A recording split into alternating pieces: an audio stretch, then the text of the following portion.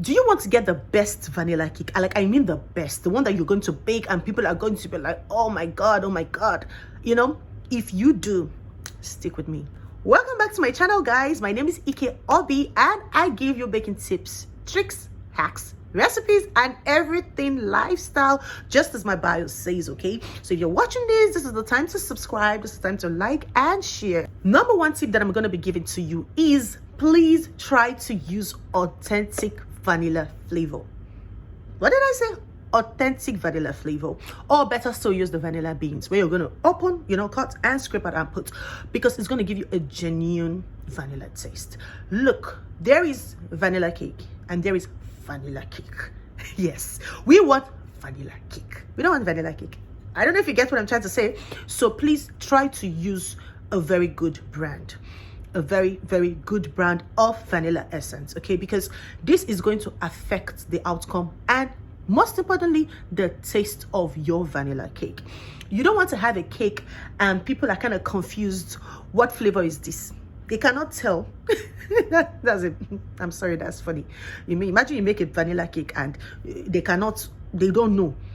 They're asking you, is it butterscotch? Is this caramel? What flavor is this? And you say it's vanilla and they go, really? I didn't know you don't want that.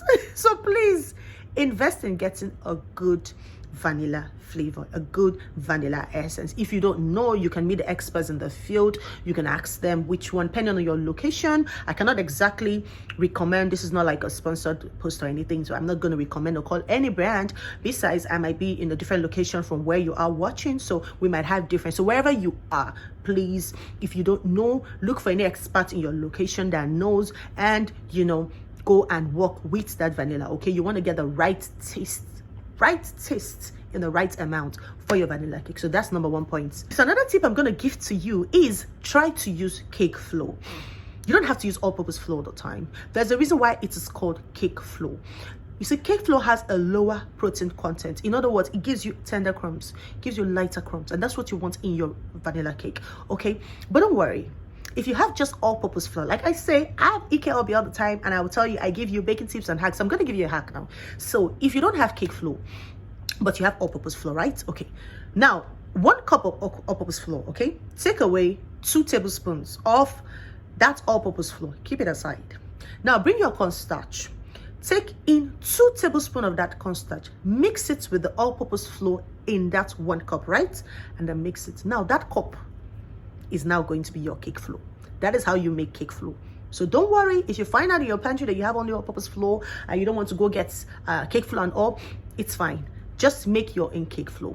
Now, there's a reason why it is cake flour, right? There's a reason, obviously, why it is cake flour. It's cake flour because it is used for cakes, right? So please, if you can make your own cake flour, make your own cake flour and use it for your vanilla cake. You will definitely notice the difference. There's going to be a great difference between when you use cake flour and when you use all-purpose flour. That is the truth. So try to do this and you're going to have better vanilla cakes all the time. If you're working with butter, if you're doing a vanilla cake butter-based recipe, you're not doing oil, please cream that butter and sugar very well. Cream it very well.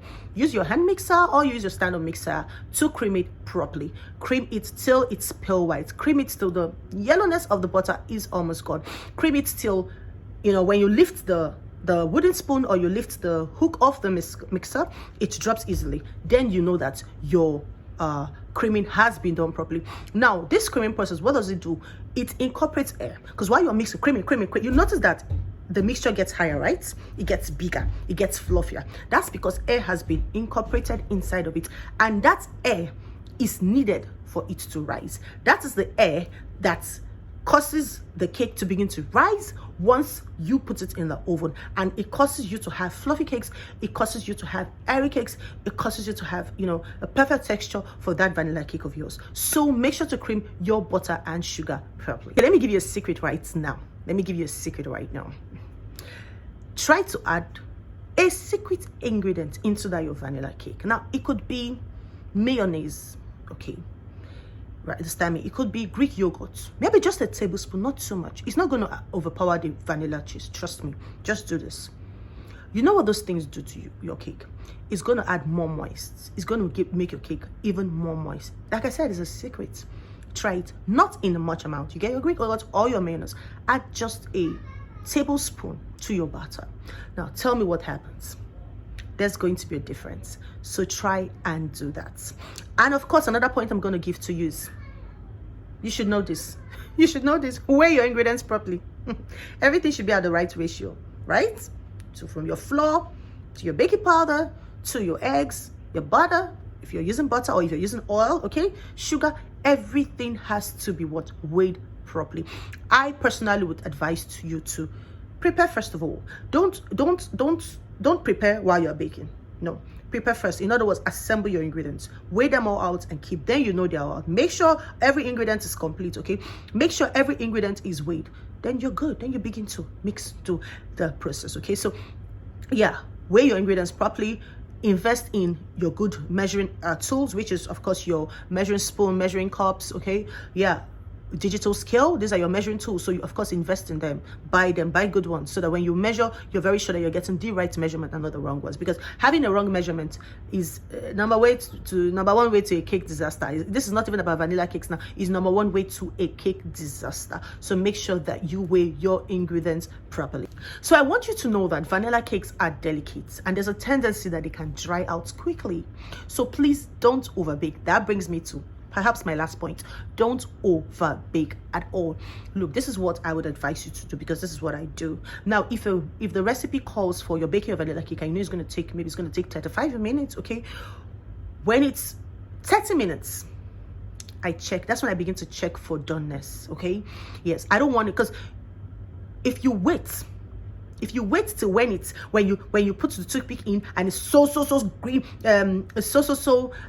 dry, and the top is already brown, I want you to know that when that cake comes out of the oven, it kind of still bakes in that pan, because that pan is super hot, so it's kind of still baking, okay? So you have to time it. Like I said, 30 minutes into time, I check, and if I put it in and even the top is just slightly brown and it's clean, I bring it out. Yes, I don't wait for it to get so browny. No, I bring it out. This is because I'm trying to buy more time, because I know that it's still going to be baking in that pan, okay? And I know that I want my vanilla cake to be tender, because I know it's delicate. I don't want it dense. I don't want to get it burnt. So I bring it out. Now, do not over bake your cake. That's the point. Hope you enjoyed the video, and I hope that you learned a lot, and I'm very positive that following the tips that I've given to you, you're going to be on your way to making amazing vanilla cakes for yourself, for your family, for your friends. So at this point, my name remains Ike Obi. Please kindly subscribe if you haven't, kindly like and share, and of course invite your friends that you have seen an amazing baking channel that you can actually get every tip, hacks that you desire. I'm gonna have my Instagram links and my other social media links in my bio up there, or perhaps in the comment section, so please, you can go there and do well to follow me as well. Bye, and see you in my next video.